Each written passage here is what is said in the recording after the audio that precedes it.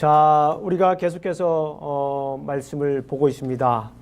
믿음의 본을 찾아라 시리즈, 오늘은 15번째입니다. 오늘 15번째 말씀을 우리가 함께 보도록 하겠습니다.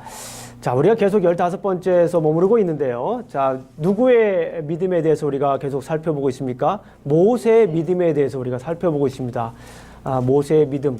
모세의 믿음은 하나님을 선택한 믿음이었다. 믿음으로 선택을 했다. 세상의 특권과 세상의 혜택을 택하지 않고 믿음으로 택했다, 선택했다라고 하는 것입니다. 그리고 모세는 어떤 특징이 있었습니까? 모세의 믿음의 특징. 모세의 믿음의 특징은 믿음으로 탈출을 했다. 예, 믿음으로 탈출했다라고 하는 거예요.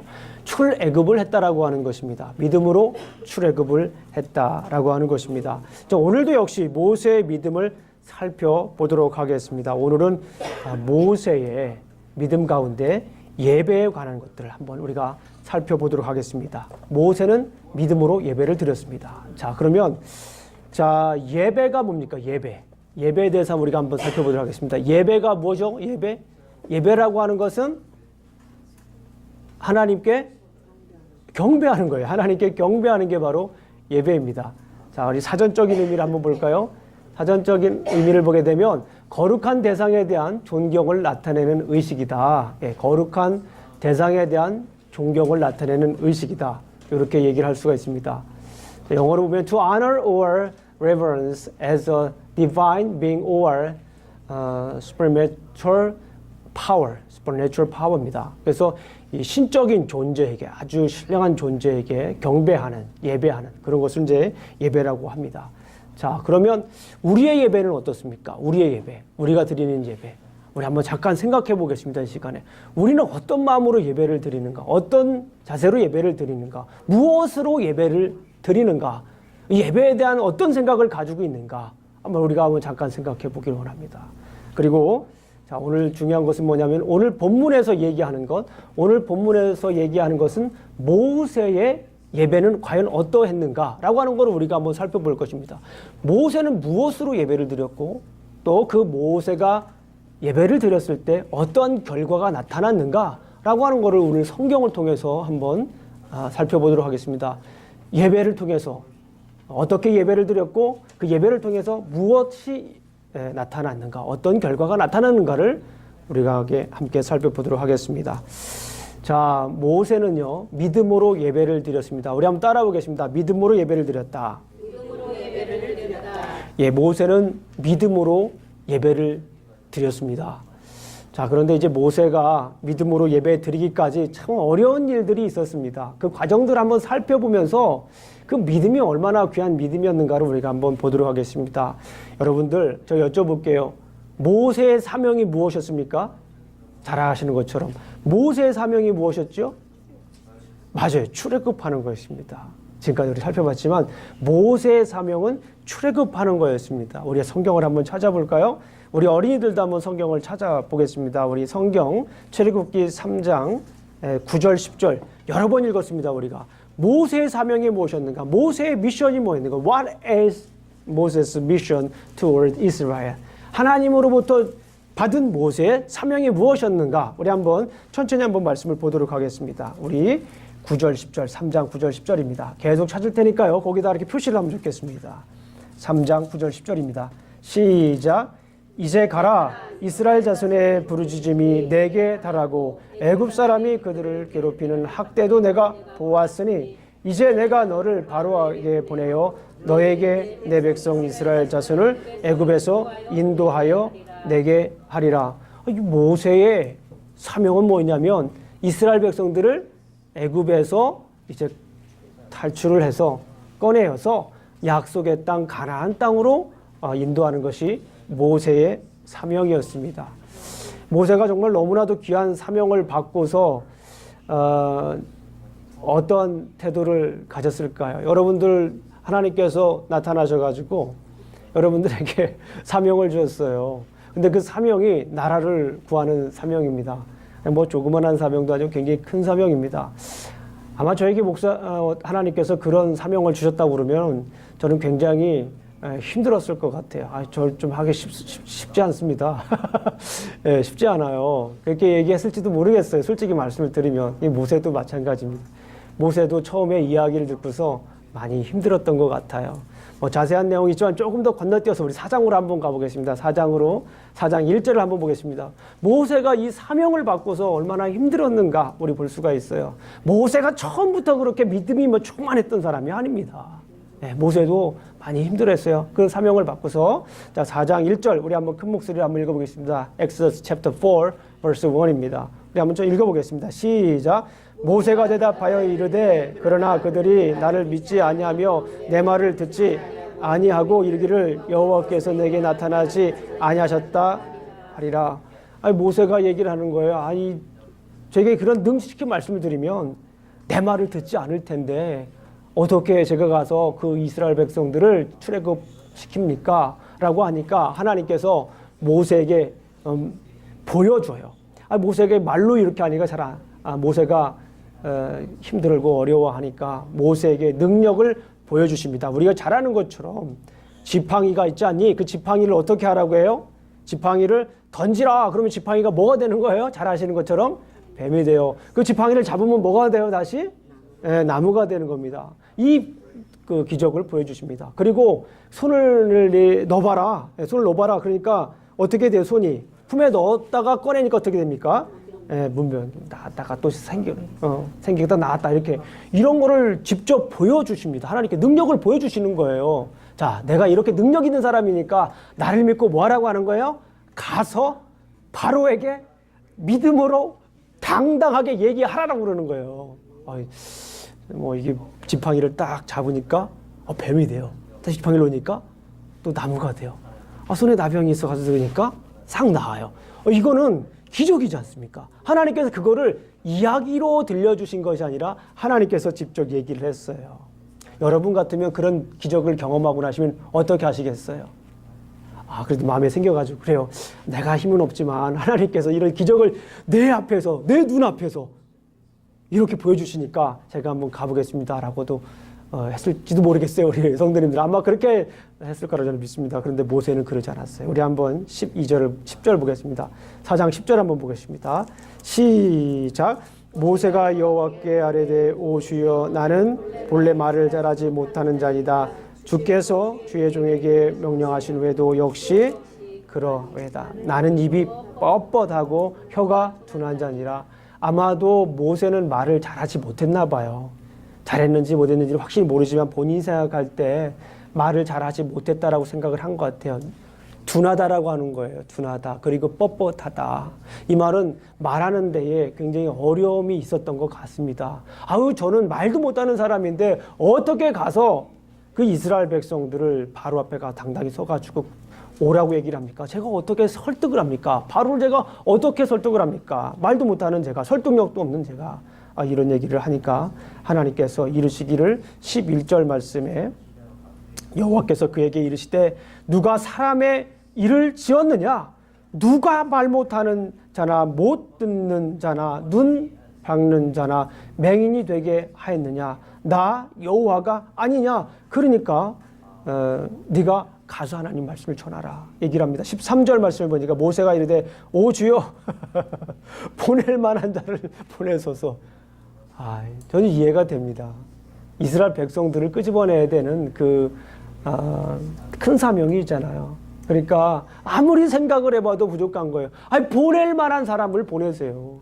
보낼 만한 사람, 자격이 있는 사람을 보내세요 라고 얘기를 합니다. 그리고 결국에는 이제 모세가 애굽으로 갑니다. 애굽에 가서 이제 하나님의 말씀을 전합니다. 하나님의 말씀을 전했어요. 하나님의 말씀을 전했을 때 이제 어떤 현상들이 일어나는가를 우리가 한번 보겠습니다. 자, 5장으로 넘어갑니다. 5장 1절을 제가 성도님들에게 읽어드리겠습니다. 그 후에 모세와 아론이 바로에게 가서 이르되 이스라엘의 하나님 여호와께서 이렇게 말씀하시기를 내 백성을 보내라. 그러면 그들이 광야에서 내 앞에 절기를 지킬 것이니라. 하나님께서 이 백성을 보내라라고 말씀을 전했습니다. 그랬더니 바로의 반응이 어땠을까요? 예. 바로의 반응이 어떻겠습니까? 우리 그 반응이 나와 있어요. 바로의 반응은 오히려 더 그 백성들에게 일을 더 시켜요. 힘든 일을 더 시킵니다. 우리 간단하게 한번 살펴보도록 하겠습니다. 5장 우리 3절 한번 보겠습니다. 3장 2절만 한번 읽어보겠습니다. 5장 2절 시작. 바로가 이르되 여호와가 누구에게 내가 그의 목소리를 듣고 이스라엘을 보내겠느냐? 나는 여호와를 알지 못하니 이스라엘을 보내지 아니하리라. 그리고 나서 5절 보니까 바로가 또 이르되 이제 이 땅의 백성이 많아졌거늘 너희가 그들로 노역을 쉬게 하는도다 하고 바로가 그날에 백성의 감독들과 기록원들에게 명령하여 이르되 너희는 백성들에게 다시는 벽돌에 쓸 집을 전과 같이 주지 말고 그들이 가서 스스로 집을 줍게 하라. 그러니까 일을 막 더 시키는 겁니다. 오히려 일을 더 시키는 그런 모습을 우리가 볼 수가 있습니다. 여러분들 같으면 어떻게 하겠어요? 하나님의 명령을 받았어요. 하나님의 명령을 직접 들었어요. 직접 명령을 듣고 하나님께서 가라고 얘기도 하시고 하나님께서 기적도 보여주셨어요. 눈앞에서 보여주셨습니다.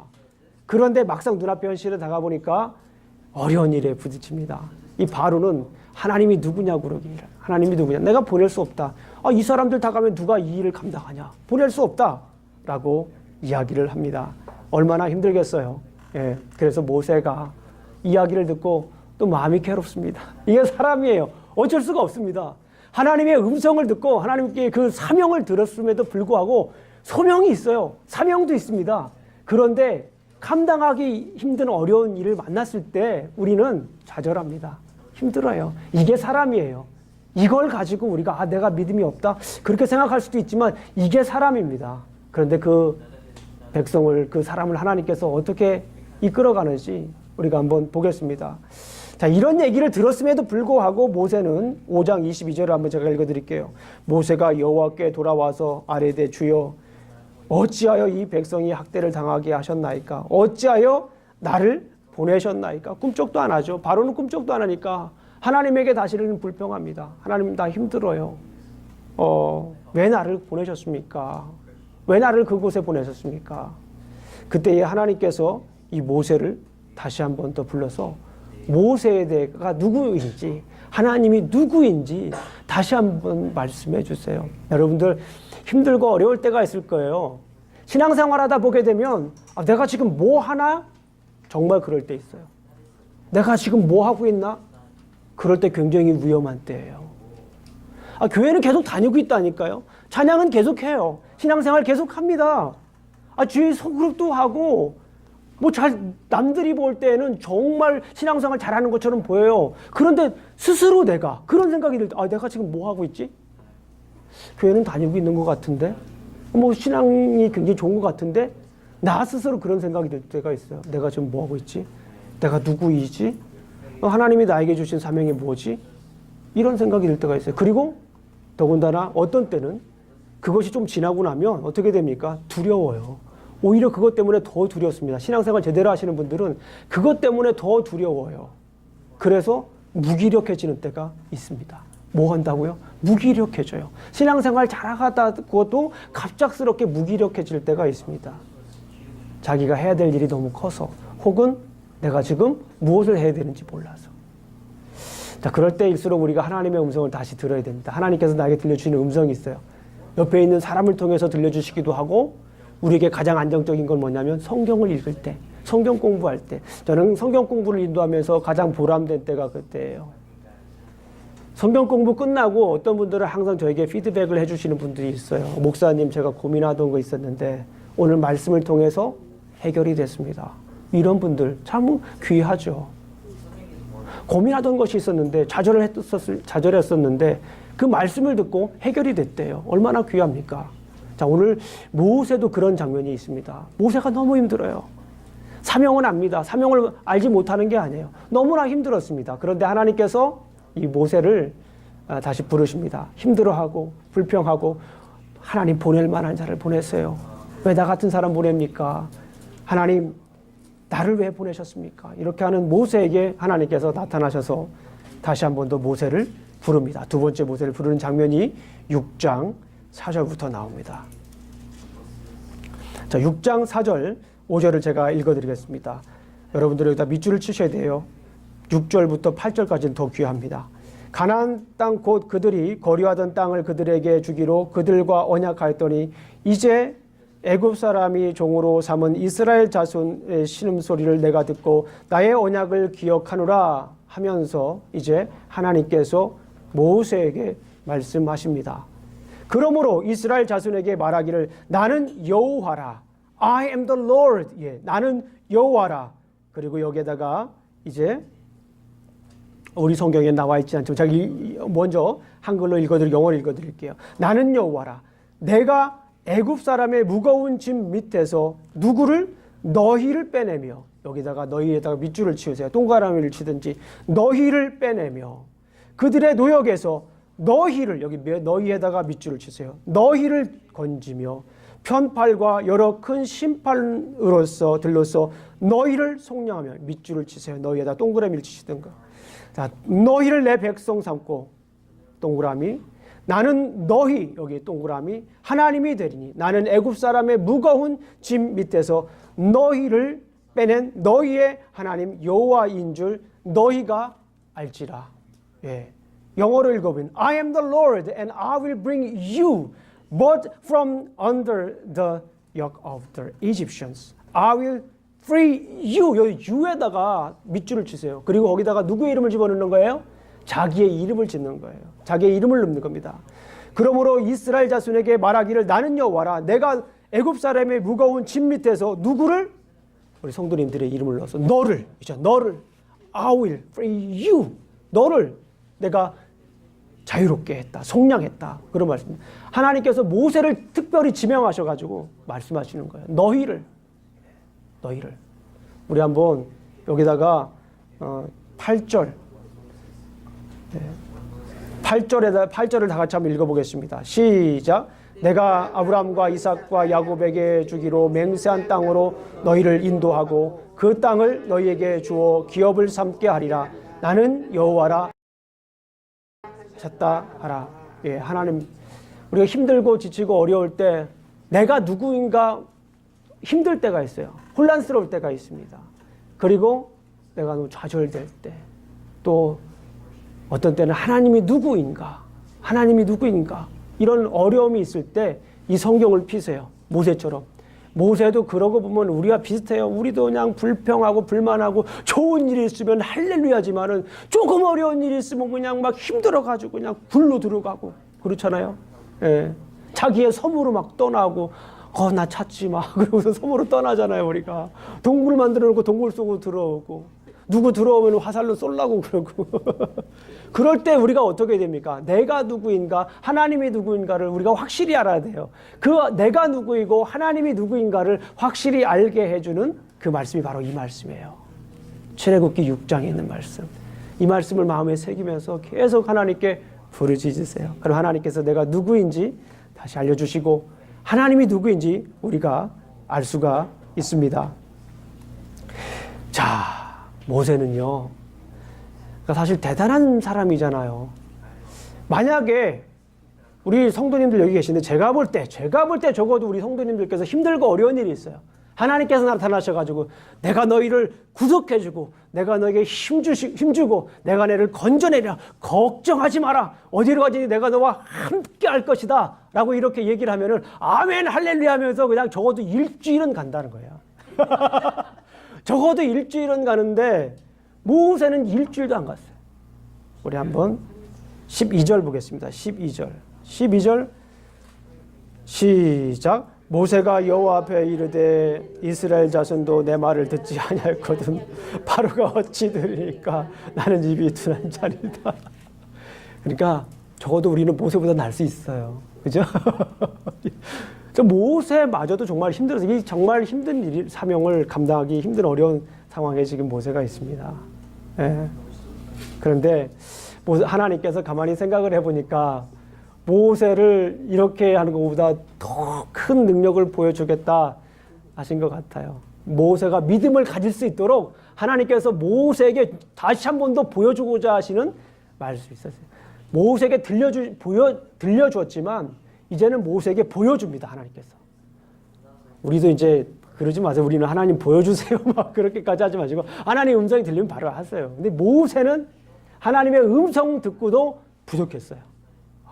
모세의 믿음이 이랬다니까요. 그런데 이 모세가 점점 믿음을 찾게 됩니다. 그게 바로 그 유명한 열재앙이에요. 하나님께서는 이 모세를 바라보면서 모세가 다시 한 번 더 믿음을 갖도록 한 것이 뭐냐면 10가지 재앙입니다. 우리 한번 잠깐만 빨리빨리 점검해 보겠습니다. 예. 자, 6장. 자, 6장부터, 우리 7장부터 보겠습니다. 7장 14절. 7장 14절을 보니까 이제 우리가 잘 아는 첫 번째 재앙이 나옵니다. 뭐죠? 물이 피가 되는. 피가 되는. 물이 피가 되는. 두 번째는 8장에 나옵니다. 개구리가 올라오는 거예요. 피, 개구리, 또 뭐가 있어요? 셋째는 16절. 뭐가 있습니까? 티끌이, 자, 이가 되는, 그렇죠? 이 재앙이라고 합니다. 그리고 20절 보게 되면 뭐가 있습니까? 파리 재앙. 그리고 참 저는 이나 이 파리 재앙이라고 생각하지 않았었어요. 그런데, 이나 벼룩하고 좀 틀리지만, 우리 몸에 벼룩한 바지에 벼룩한 2마리, 3마리만 한번 올라와 보세요. 벼룩 물려본 사람들은 이거 재앙이에요. 그런데 이 벼룩이 한 10마리 한번 타고 올라온다고 생각해 보세요. 예. 예. 그리고 진짜 이 집에 벼룩이 한 20마리 정도 있다고 생각해 보세요. 예. 못 살아요. 옛날에 초가상감 태운다고 그러죠. 진짜 그러고 불지르고 싶어요. 저는 그런 경험을 해본 적이 있는데요. 아주 예전에. 예, 그리고 파리. 그 다음에 몇 번째죠? 5번째는 뭡니까? 가축이 죽지요. 그 다음에 7째는 우박이 내립니다. 자연적인 재해죠. 그리고 6번째는 악성 종기. 그 다음에 7번째가 우박. 8번째가 뭡니까? 10장에 보니까 메뚜기도 재앙이었습니다. 메뚜기. 그 다음에 9번째가 뭡니까? 흑암, 어두운 거. 정말 어둠이 재앙이 될 수가 있죠. 그리고 맨 마지막에 뭡니까? 장자 재앙이죠. 이런 과정들을 통해서 모세가 믿음을 갖게 하는 겁니다. 그런데 중요한 것이 있어요. 여기 있어요. 여기서 10가지 재앙이라고 하는 것이 단순히 그냥 그때 당시에 이스라엘 백성들을 괴롭힐 수 있는 여러 가지 자연 환경이나 또 이런 물건들이 아니라 이거는 당시 이집트의 우상들이었습니다. 생각을 한번 해보세요. 이거는 개구리나 이런 것들은 당시 이집트 사람들이 섬기던 우상이었어요. 신이었단 말이에요. 생각을 해보세요. 이집트 백성들이 지금, 이집트 사람들이 재앙을 당한다니까요. 그런데 무엇으로부터 재앙을 당하는 거예요? 자신들이 섬기던 것으로부터 재앙을 당하는 거예요. 하나님께서는 역으로 지금 이스라엘 백성들을 구원하시기 위해서 이스라엘 백성들이 섬기고 있던 이 자연들을 가지고 재앙을 주시는 거예요. 그러니까 하나님의 역전이 이 안에 있는 거예요. 그러면서 하나님께서 말씀하시고자 하는 것이 뭐예요? 이스라엘 백성들에게 보라라고 하는 거예요.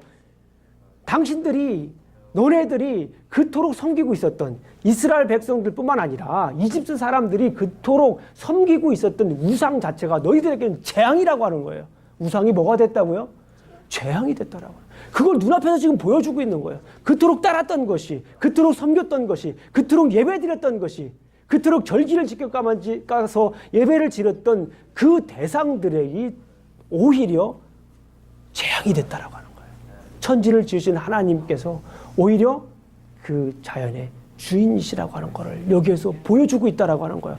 여기에서 이제 모세가 자신의 마음이 변화가 됩니다. 우리가 잘 아는 것처럼 10번째 재앙이 뭐죠? 9번째 재앙은 흑암이에요. 오늘 이것이 굉장히, 이것이 6월절의 유래가 되기 때문에 너무나도 중요한 말씀입니다. 자, 10번째 재앙이 뭐죠? 10번째 재앙은 장자 재앙입니다. 10번째 재앙에 대해서 잘 설명하는 것이 이제 출애굽기 12장입니다. 제가 새벽에 히브리서를 하도 많이 하다 보니까 히브리서만 나오는데, 출애굽기 12장입니다. 제가 히브리서 지금 12장 하고 있기 때문에 12장만 보면 히브리서가 떠올라요. 출애굽기 12장을 한번 보겠습니다. 12장. 12장을 보게 되면 어떤 일이 일어납니까? 12장 5절을 한번 보겠습니다. 12장 5절 제가 읽어드립니다. 너희 어린 양은 흠없는 1년 된 수컷으로 하여 하되 양이나 염소 중에 취하고 희생제물을 삼으라는 거예요. 이 6월절에는 이 절기를 지키라고 하는 거예요. 이 6월절 이스라엘 백성들이 6월절에 양을 잡아다가 뭐 합니까? 그거를 이제 어떻게 피를 냅니다. 자, 6절 이달 열 나흘까지 간직하였다가 해질 때 이스라엘 회중에 그 양을 잡고 이거는 정결하게 하는 거예요. 피로 정결하게 하는 거. 7절 그 피를 양을 먹을 집 좌우 문설주 인방에 바르고 그 밤에 그 고기를 구워 부교병과 쓴 나물과 아울러 먹되 날것으로나 물에 삶아서 먹지 말고 머리와 다리와 내장을 다 불에 구워 먹고 이렇게 하라는 거. 11절에 보니까 너희는 이것을 이렇게 먹을지니 허리에 띠를 띠고 밭에 신을 신고 손에 지팡이를 잡고 급히 먹으라. 이것이 여호와의 유월절이다. 그러니까 문설주에다가 양의 피를 이렇게 바르는 집은 어떻게 됩니까? 여호와의 사자가 건너가는 거예요. 그 패스오버합니다. 그 유월절이라고 하는 것은 뭐예요? 패스오버. 어린 양의 피를 거기다 바르면 뭐 하는 거예요? 넘어가는 거예요. 그걸 모르는 이스라엘 백성, 이집트 백성들은 어떻게 됩니까? 가축이나 사람이나 모두 다 죽게 됩니다. 그런데 그 사실을 안 이스라엘 백성들은 어떻게 됩니까? 구원받게 되는 거예요. 어떻게 보면 여기서 이 모세의 믿음인 거예요. 유월절. 이건 바로 모세가 믿음으로 예배를 드렸다라고 볼 수가 있는 거예요. 한번 생각을 해보세요. 지금은 우리가 예수님의 보혈을 알고 있기 때문에 예수님의 피로 우리가 구원을 받는다라고 알고 있지만 그때만 해도 예수님이 계시지 않았잖아요. 그런데 양의 피를 잡아다가 문설주에 바르면 넘어간다. 이거는 어떻게 보면 비이성적인 이야기예요. 상식 밖의 이야기입니다. 그런데 모세는 그 하나님의 명령을 믿음으로 지켰다라고 하는 거예요. 믿음으로 뭐 한 거예요? 유월절을 지킨 거는 예배를 드렸다라고 하는 겁니다. 그래서 21절에 보게 되면은 이제 첫 번째 유월절을 이스라엘 백성들이 지키게 됩니다. 몇 번째 유월절이라고요? 첫 번째 유월절을 여기서 드리게 되는 거예요. 믿음으로 예배를 드리는 겁니다. 자, 그리고 나서 이제 29절을 보게 되면 우리 한번 읽어보겠습니다. 29절부터 30절까지 읽어봅니다. 시작. 밤중에 여호와께서 애굽 땅에서 모든 처음 난 것 곧 왕 위에 앉은 바로의 장자로부터 혹에 갇힌 사람의 장자까지와 가축의 처음 난 것을 다 치심해 그 밤에 바로와 그 모든 신하와 모든 애굽 사람이 일어나고 애굽에 큰 부르짖음이 있었으니 이는 그 나라에 죽임을 당하지 아니한 집이 하나도 없음이었더라. 그래서 결국에는 믿음으로 예배를 드렸어요. 모세는 믿음으로 예배를 드렸는데 그 믿음으로 예배를 드린 결과가 무엇입니까? 이집트에는 죽음이 있었지만 이스라엘에는 뭐가 있었습니까? 구원이 있었다라고 하는 거예요. 우리가 지금 읽었던 것처럼 그 결과가 그렇습니다. 믿음으로 예배를 드렸더니 결국에는 어떻게 되었습니까? 구원을 받았다라고 하는 거예요. 그 죽음으로부터 구원을 받았다라고 하는 것을 우리가 알게 됩니다. 자, 오늘 말씀을 간단히 이제 맺습니다. 자, 믿음으로 드린 예배. 성경 얘기를 좀 많이 드렸죠? 유월절은 우리가 유월절의 유래를 우리 모르시는 분들이 있어요. 그래서 이 얼마나 중요합니까? 이 유월절. 그래서 이스라엘 백성들이 홍해를 건너기 전에 무엇 합니까? 지금 홍해를 건넜어요? 안 건넜어요? 홍해를 건너질 않았어요. 홍해를 건너기 전에 유월절을 이렇게 지킵니다. 그런 다음에 광야 생활 38년 한 다음에 무슨 강을 건너요? 그리고 어디로 들어갑니까? 요단강을 건너고 어디로 들어가요? 약속의 땅, 가나안 땅으로 들어가는 거예요. 그러니까 하나님은 출애굽할 때도 강을 건너게 해요. 그리고 가나안 땅으로 들어갈 때도 뭘 건너게 합니까? 강을 건너게 해요. 그런데 강을 건너기 전에 뭘 지키게 합니까? 유월절을 지키게 해요. 그러면서 어린 양의 피를 생각하게 하는 거예요. 어린 양의 피. 그렇죠? 어린 양의 피가 구원을 얻을 것이다. 어린 양의 피가 구원을 줄 것이다. 죄를 씻어줄 것이다. 그리고 강을 건넌 다음에 요단강을 건넌 다음에 제가 물어보겠죠. 어느 도시냐고? 여러분들은 너무 잘할 거예요. 준비하고 계실 거예요. 요단강을 건넌 다음에 첫 번째 도착한 도시가 어디죠? 길갈입니다. 너무 잘하시는 거예요. 길갈에서 중요한 두 가지 사건이 있습니다. 거기서 뭐가 있죠? 피와 관련된 거예요. 할례가 시작됩니다. 다시 거기에서 할례가 시작되고 거기에서 뭐가 됩니까? 유월절이 거기 다시 시작을 되는 거예요. 가나안 땅에 들어가기 전에 하나님께서 다시 한번 이스라엘 백성들 가운데 정말 중요한 두 가지를 얘기를 합니다. 두 가지를 회복시켜 주는 거예요. 그게 뭡니까? 할례와 유월절. 그런데 유월절은 뭡니까? 어린 양의 피를 다시 한번 더 여기서 상기시켜 줍니다. 네 스스로 죄를 해결할 수 없다라고 하는 거예요. 스스로 죄를 해결할 수 있는 것이 아니라 하나님께서 해결해 주신다라고 하는 거예요. 그러니까 믿음으로 예배를 드리는 것에 대해서, 그러니까 유월절이라고 하는 것은 여러 각도에서 우리가 얘기를 하지만 오늘 이 본문 히브리서와 오늘 이 본문에 있는 말씀을 가지고 출애굽기의 말씀을 가지고 볼 때는 유월절이라고 하는 자체는 믿음으로 예배를 드린 거예요. 믿음으로 예배를 드린 거. 하나님께서 말씀하신 그 명령대로 믿음으로 예배를 드린 것이다라고 이렇게 볼 수가 있습니다. 이스라엘 백성들은 구원을 받습니다. 우리 한번 출애굽기 12장 29절부터 30절까지 한번 읽어보도록 하겠습니다. 출애굽기 12장 29, 30절 한번 보겠습니다. 아까 읽었죠? 네, 읽었습니다. 자, 그러면서 우리 말씀을 한번 맺도록 하겠습니다. 말씀을 우리가 한번 맺도록 하겠습니다. 자, 모세는 믿음으로 예배를 드려 이스라엘 백성은 구원을 받았습니다. 모세가 믿음으로 예배를 드렸어요. 모세가 유월절을 지켰기 때문에 이스라엘 백성들은 구원을 받았다. 그러니까 오늘날 우리에게 제가 여러 말씀 드리지 않겠어요. 아주 간단하게 제가 메시지를 만들었습니다. 우리가 살 길은 믿음으로 예배 드리는 것이다. 아멘. 제가 이 말씀을, 이 메시지를 드리기 위해서 성령의 말씀을 드린 거예요. 하나님께서 우리에게 때로는 주신 말씀이 우리가 좀 정말 힘들어요. 목사인 저희가 정말 힘들어요. 왜 저에게 그런 길을 가게 합니까? 이거 하기 싫은데. 그동안 내가 준비한 게 그게 아니거든요, 목사님. 하나님. 근데 왜 저에게 그런 일을 시킵니까? 그럴 생각 때도 있어요. 우리 학생들도 그럴 거고, 우리 비즈니스 하시는 분들도 그럴 거예요. 뭐 예전부터 준비하던 일이 아닐 수도 있어요. 그 가던 길이 준비하려고, 내가 가려고 했던 그 길이 아닐 수도 있습니다. 그런 상황 속에서 좌절하고 힘들고 어려울 때가 있어요. 모세처럼 하나님께 따질 수가 있어요. 하나님께 나에게 기적을 안 보여주신 게 아니에요. 우리 삶 속에서 막 기적을 보여주셔요. 막 믿기 힘든 어려운 일들을 막 보여주시는데도 힘들 때가 있어요. 힘들고 어려울 때가 있습니다. 감당하기 힘들 때가 있어요. 그때 정말 우리가 살 길이 뭐냐? 오늘 본문에서 얘기하는 거예요. 뭡니까? 믿음으로 예배드리는 거예요. 내가 그런 마음이 있어요. 정말 불평한 마음이 생기고, 하나님 왜 하필이면 미국에 이 어스이 뜨거운데 말이야, 이 보내고 말이야, 100도도 1년에 15일도 넘고 말이야. 어떤 LA에 사는 사람들은 거기는 말이야, 소나 가축들이 사는 동네 아니냐고 막 놀리는 그런 지역에. 알러지는 또 왜 이렇게 많아, 사시사철. 검사하면 100개도 넘고 말이야. 왜 이곳에 보냈습니까? 뭐 그렇게 얘기하시는 분도 있을 수도 있습니다. 그러나 중요한 건 뭐냐면, 힘들고 어려울 때, 불평이 생길 때, 마음에 디프레션이 막 생길 때, 감사함이 사라질 때, 이럴 때 우리가 해야 할 일이 있습니다. 우리가 살 길이 있어요. 이것이 뭡니까? 믿음으로 예배 드리는 거예요. 믿음으로 예배 드릴 때 우리가 살 수 있는 줄로 믿습니다. 힘들고 어려울 때 믿음으로 예배 드리십시오. 그런데 이 예배 드린다라고 하는 것에 대해서 제가 오늘 조금 더 말씀을 드리도록 하겠습니다. 예배를 실패하면 우리의 삶도 뭐 하는 겁니까? 실패한다. 원래는 이렇게 썼었습니다. 삶 속에서 온전한 예배자가 되라.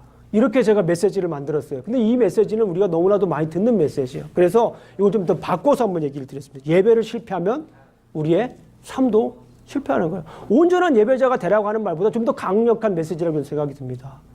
우리가요, 예배를 실패하면 우리의 삶을 실패하는 겁니다. 뭐를 실패하면 삶을 실패하는 거라고요? 예배를 실패하면. 그러나 예배를 성공하면은 우리가 어떻게 합니까? 삶도 성공하는 거예요. 그거는 내가 얼마나 뭘 가지고 있는가가 아닙니다. 내가 어떤 집에 살고 어떤 차를 타고 어떤 직장, 어떤 연봉과 관계가 없어요. 물론 우리가 좋은 집에 살고 큰 차 타고 멋지게 살아가는 거 이거 나쁜 거 아닙니다. 우리 그리스도인으로 그렇게 살아갈 수가 있어요. 그리고 저는 개인적으로 여러분들이 그렇게 살길 주님의 이름으로 축원합니다. 기도해, 아침에 기도해. 우리 성도님들 위해서 기도합니다. 어떤 성도님들을 위해서는 제가 목사님, 우리 하나님, 우리 성도님 사업을 좀 주님께서 책임져 주셔야 됩니다. 목사가 할 수 있는 게 아무것도 없어요. 하나님 주님께서 해결해 주셔야 되는 거 아닙니까? 새벽에 기도합니다. 제발 좀 하나님 붙잡아 주세요. 어떤 우리 집사님에게는 붙잡고 기도합니다. 성경책에 이걸 보게 되면 막 이거 잡고서 11주 10배 해게 주세요. 11주 10배 해게 주세요. 근데 아직도 기도 응답을 안 들어주셨어요. 언젠가는 들어주실 줄로 믿습니다. 네. 힘들고 어려울 때 그때는 우리가 기도하면서 뭐 해야 됩니까? 예배를 살려야 돼요. 믿음으로 예배를 드릴 때예요. 믿음으로 예배 드리면 그때는 살아납니다. 아멘. 믿음으로 예배 드리면 뭐 한다? 살아나는 겁니다. 그때가 살아나는 거예요. 믿음으로 예배 드리는데 하나님께 나에게 감동을 주세요. 그때는요, 하나님께서 여러분들 건져주십니다. 100%예요. 건져주세요. 그런데 우리는 중요한 건 뭐냐면 믿음으로 예배를 드리지 않는 경우가 많아요. 예배하면 또 우리가 여러 가지 말씀드릴 수가 있어요. 주일날 예배 드리는 거 정말 중요합니다. 주일날 한 번, 두 번 빠져보세요. 한두 번 빠져보신 분들은 알 거예요. 주일날 예배 드리는 거 정말 중요합니다. 여행 가시더라도요, 예배 꼭 드리시길 주님의 이름으로 축원합니다. 가까운 교회 찾아가셔도 좋고, 정말 가까운 교회 찾아가기가 너무 힘든 상황이라면 가족들끼리라도 꼭 예배는 드리시길 주님의 이름으로 축원합니다. 주일날 예배 드리는 거, 첫 번째 예배는요, 이 주일날 예배 드리는 거예요. 함께 예배 드리는 거. 이 함께 예배 드릴 때 하나님께서 역사가 함께 봐야 돼요. 다음 주에 얘기하겠지만은 이스라엘 백성들이 홍해를 건너면서 뭘 봐요? 홍해를 건너면서 홍해 크네. 그게 바다가 갈라져서 고기는 다 어디 갔나? 그게 아니라 이스라엘 백성들이 홍해를 건너면서 보는 게 하나님의 영광을 바라보는 거예요. 그게 바로 예배입니다. 우리가 함께 예배를 드리면서 하나님께서 우리에게 들려주신 그 음성을 들으면서 하나님은 우리와 함께 하시고 하나님께서 행하시는 그 영광의 일들을 보면서 하나님의 영광을 우리가 봐야 돼요. 그게 바로 진정한 교회가 되는 길입니다. 두 번째는 뭐냐면 우리가 삶으로 드리는 예배예요. 삶으로 드리는 예배. 한번 같이 한번 읽어보겠습니다. 시작. 그러므로 형제들아 내가 너희의 모든 자비하심으로 너희를 권하노니 너희 몸을 하나님이 기뻐하시는 거룩한 산제물로 드리라. 이는 너희가 드릴 영적 예배니라. 아멘. 옛날부터 어른들이 하시던 말씀이 있어요. 광주리 교인이라고. 광주리 교인과 교인이 있습니다. 장독 교인. 어르신들이 옛날부터 하시던 말씀이에요. 광주리 교인은 뭐냐면 이 광주리 아시잖아요. 광주리. 이렇게 물에다 쑥 집어넣으면 그 광주리에 물이 꽉 차요. 그런데 이 광주리를 쓱 이렇게 들으면 어떻게 됩니까? 물이 쫙 빠져요. 예배 드릴 때는 막 믿음이 충만합니다. 예배 드릴 때 주일날 와서 할렐루야 뭐든지 뭐 다 할 수 있는 것 같아. 막 이 세상 모든 거를 막 다 가질 수 있는. 가는 곳마다 막 다 하나님께서 함께 하셔서 기쁨으로 승리할 것 같은데 예배 드리고 집에만 가면 그냥 쭈구리가 되는 거예요. 이 광주리 예배입니다. 광주리.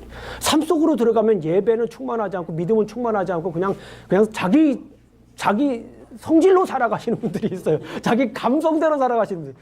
주일날은 그냥 어떤 분들은 주일날 보험 들러온대요. 이렇게 말씀에 대한 보험을 들러온대요. 그것도 좋아요. 그것도. 그렇지만 여기서 끝나는 것이 아니라 어떻게 됩니까? 삶 속에서도 계속 그 예배가 어떻게 됩니까? 이어져요. 너희가 드릴 영적 예배니라. 하나님이 기뻐하시고 거룩한 산제물을 우리 삶 속에서 계속 드리는 거예요. 그 장독 교인은 뭡니까? 물을 싹 집어넣었는데 싹 뺐어요. 그 물이 빠집니까? 안 빠집니까? 빠지질 않는 거예요. 그걸 가지고 살아가는 거예요. 그걸 가지고.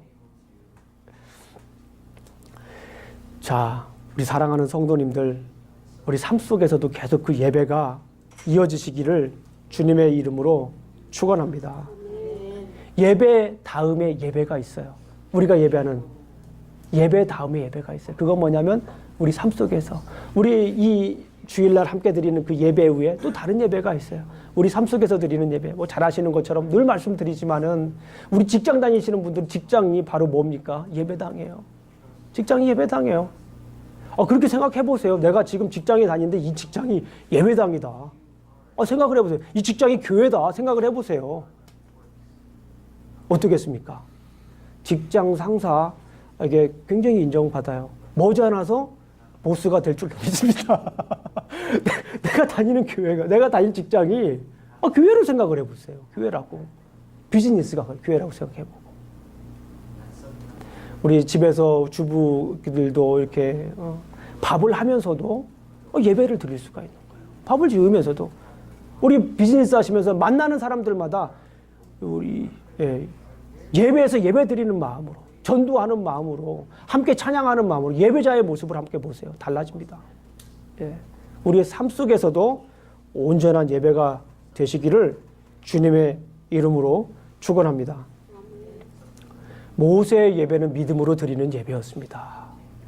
힘들고 어렵고 그 삶 속에 정말 말로 하기 힘든, 거부할 수밖에 없었던 그런, 불평할 수밖에 없었던 그런 상황 속에서도 모세는 믿음으로 예배를 드렸습니다. 그리고 그 백성을, 자기 자신과 그 백성을 구원시켰습니다. 우리 사랑하는 성도님들, 우리가 살 길이 무엇입니까? 믿음으로 예배 드리는 것입니다. 우리가 앞으로 나아가야 할 길이 무엇입니까? 믿음으로 예배 드리는 것입니다. 우리 삶 속에서 그 믿음의 예배가 끊이지 않도록 주님의 이름으로 축원합니다. 우리 기도하시겠습니다. 아버지 하나님 감사합니다. 오늘도 이렇게 우리가 말씀을 나누었습니다. 우리의 상황은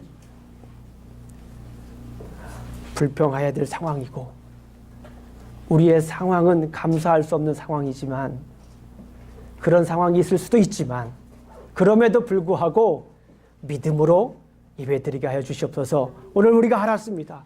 우리가 살 길, 우리가 나아가야 할 길, 바로 그것은 믿음으로 예배드리는 것이라는 걸 알았습니다. 온전히 주의를 지키게 하여 주시고, 우리 삶 속에서도 믿음으로 예배드릴 수 있도록 주님 지켜주시옵소서. 예수님 이름으로 기도합니다. 아멘.